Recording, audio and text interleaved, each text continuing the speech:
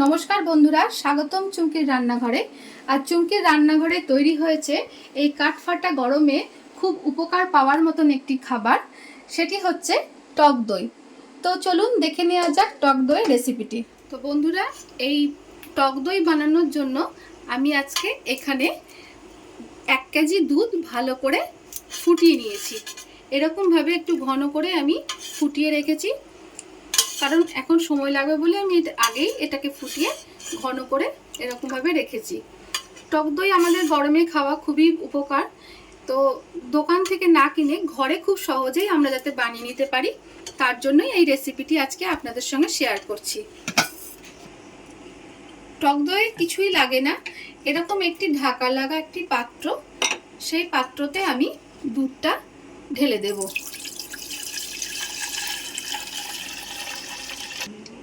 দুধটা কিন্তু খুব গরম হলে চলবে না, এইরকম আঙুল ডুবিয়ে রাখতে পারবো সেই রকম আমরা ধরে থাকতে পারছি, এই রকম গরম যেন দুধটা থাকে। আর সেই দুধের মধ্যে এখানে আমি 1 চামচ টক দইয়ের এটা সাজো, এটা আমি ভালো করে মিশিয়ে পেস্ট করে নিচ্ছি।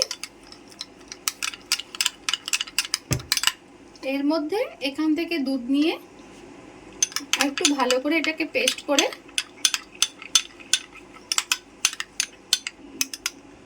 এই দুধটার সাথে মিশিয়ে দেব। খুব সহজ, খুবই তাড়াতাড়ি হয়ে যায়, কিছুই লাগে না। দোকান থেকে দইগুলো কিনে যেগুলো আমরা খাই সবই তো ধরুন পাউডারের, এটা ঘরে ভালো দুধ নিয়ে এসে ভালো করে জাল দিয়ে ফুটিয়ে করে নিলে জিনিসটা খুব খাঁটি হয় এবং এটা খুব উপকার। এটা ভালো করে আমি চারিদিকে মিশিয়ে নেব। যে সাজোটা দিলাম এতে পুরো দুধে ভালো মতো মিশে যায়। খুব গরম থাকলে কিন্তু হবে না, বারবার বলছি, হালকা গরমে এই সাজোটা দিতে হবে। দিয়ে এবার আমি এটা ঢাকা লাগিয়ে দেব। এবার এইটা বসানোটাই হচ্ছে মেন, এটা যাতে 5 থেকে 6 ঘন্টা গরম থাকে সেই ব্যবস্থা করার জন্য কোনো বড় জায়গা, বড় পাত্রের মধ্যে এটা রেখে দিলেও হবে, বা এই রকম একটা আমি নিচে মোটা টাওয়েল দিয়েছি, টাওয়েলের ওপর এটা বসিয়ে ওপর থেকে আমি আর একটা মোটা টাওয়েল দিয়ে চাপা দিয়ে দেব, যাতে সারা রাত এর গরমটা এই টাওয়েলের মধ্যে থাকে, ভেতরে যেন গরম ভাবটা থাকে, তাহলে দইটা ভালো জমে। এবার চারিদিক থেকে ভালো করে এটা মুড়িয়ে নেব, যাতে দইয়ের পাত্রটা বেশ 4-5 ঘন্টা ধরে গরম থাকে। এইভাবে আমি ঢাকা দিয়ে এটা সারা রাত রেখে দেব। এখন বাজছে 11:30, সকাল 6টা নাগাদ আমি এটা খুলে দেব, তখন আমাদের দইটা কিন্তু রেডি হয়ে যাবে। তো ফিরে আসছি আর 6 ঘন্টা বাদ। তো বন্ধুরা, এই যে ঢাকা দিয়ে রেখেছিলাম দইটা আমি রাত্রি 11:30টার সময়, এখন এটা 7টা বাজছে, আমি এটা তুলে দেখব কেমন হয়েছে।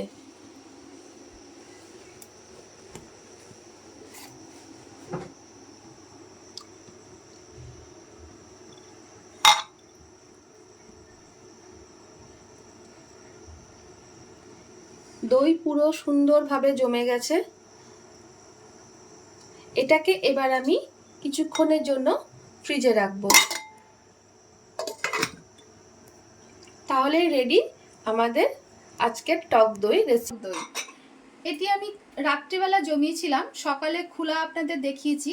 এবার এটি 2-4 ঘন্টার রেফ্রিজারেটরে রাখার পর এই অবস্থায় এসছে। দেখুন কেমন কাঠ হয়ে জমেছে, আমি নড়াচ্ছি তবু কিন্তু কোনো দিক থেকে কোনো জল বেরোচ্ছে না, খুব সুন্দর হয়ে জমেছে। তো এইভাবে আপনারা ঘরে টক দই বানিয়ে নিতে পারেন। সবসময় দোকানের না খেয়ে ঘরে বানিয়ে খেলেও ভালো লাগে, কাউকে খাওয়াতেও ভালো লাগে। দেখুন কি সুন্দর চাপ চাপ হয়ে এই টক দইটি হয়েছে। তো এই রেসিপিটি আমার চ্যানেলে দেওয়া থাকবে, আপনাদের ভালো লাগলে আমাকে অবশ্যই লাইক, কমেন্ট ও সাবস্ক্রাইব করবেন।